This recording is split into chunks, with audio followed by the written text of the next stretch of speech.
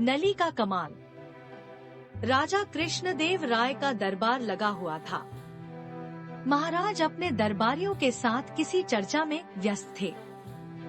अचानक से चतुर और चतुराई पर चर्चा चल पड़ी।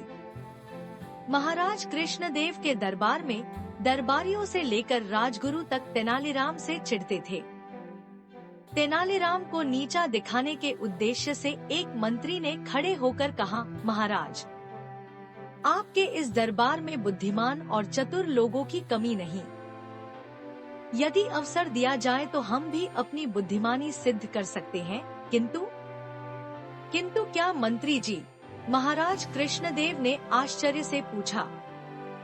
सेनापति अपने स्थान से उठकर बोला, मैं बताता हूँ महाराज। मंत्री जी क्या कहना चाहते हैं? तेनालीराम के सामने किसी भी दरबारी को अपनी योग्यता सिद्ध करने की प्राथमिकता नहीं दी जाती। हर मामले में तेनालीराम आगे अड़कर चतुराई का श्रेय स्वयं ले जाते हैं। जब तक अन्य लोगों को अवसर नहीं मिलेगा, वे अपनी योग्यता कैसे सिद्ध करेंगे? सेनापति की बात सुनकर महाराज समझ गए कि सभी दरबारी तेनालीराम के विरोध में हैं। महाराज कुछ क्षण के लिए शांत होकर सोचने लगे। तभी उनकी दृष्टि कोने में लगी ठाकुर जी की प्रतिमा पर गई। प्रतिमा के सामने जलती धूप बत्ती को देखकर राजा को सभी दरबारियों की परीक्षा लेने का उपाय सूझ गया। उन्होंने फौरन कहा, आप सभी को अपनी योग्यता सिद्ध करने का एक अवसर अवश्य दिया जाएगा, और जब तक आप सभी अपनी योग्यता सिद्ध नहीं कर देते तेनालीराम भी बीच में नहीं आएगा। यह सुनकर सभी दरबारी बड़े प्रसन्न हुए। ठीक है महाराज, कहिए हमें क्या करना है?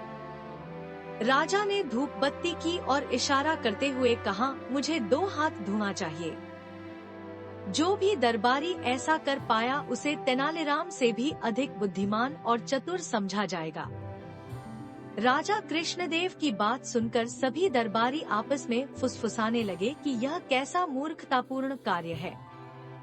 भला धुआं भी कभी नापा जा सकता है।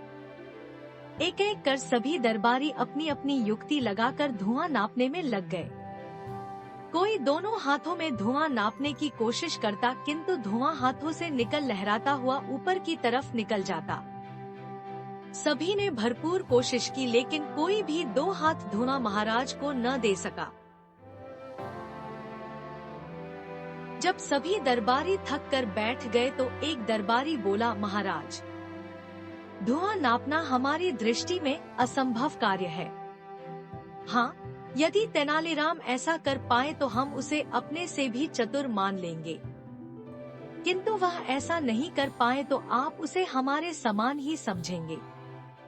राजा मंद मंद मुस्कुराते हुए बोले, क्यों तेनाली, क्या तुम्हें यह चुनौती स्वीकार है? तेनालीराम ने अपने स्थान से उठकर सिर झुकाते हुए कहा, अन्नदाता, मैंने सदैव आपके आदेश का पालन किया है, इस बार भी अवश्य करूंगा। तेनालीराम ने एक सेवक को बुलाकर उसके कान में कुछ शब्द कहे। सेवक तुरंत दरबार से चला गया। अब तो दरबार में सन्नाटा छा गया। सभी यह देखने के लिए उत्सुक थे कि कैसे तेनालीराम राजा को 2 हाथ धुआं देता है। तभी सेवक शीशे की बनी 2 हाथ लंबी नली लेकर दरबार में हाजिर हुआ। तेनालीराम ने उस नली का मुंह धूपबत्ती से निकलते धुएं पर लगा दिया। थोड़ी ही देर में शीशे की नली धुएं से भर गई और तेनाली ने नली के मुहर पर कपड़ा लगा दिया और उसे महाराज की ओर करते हुए कहा, महाराज ये लीजिए 2 हाथ धुआं।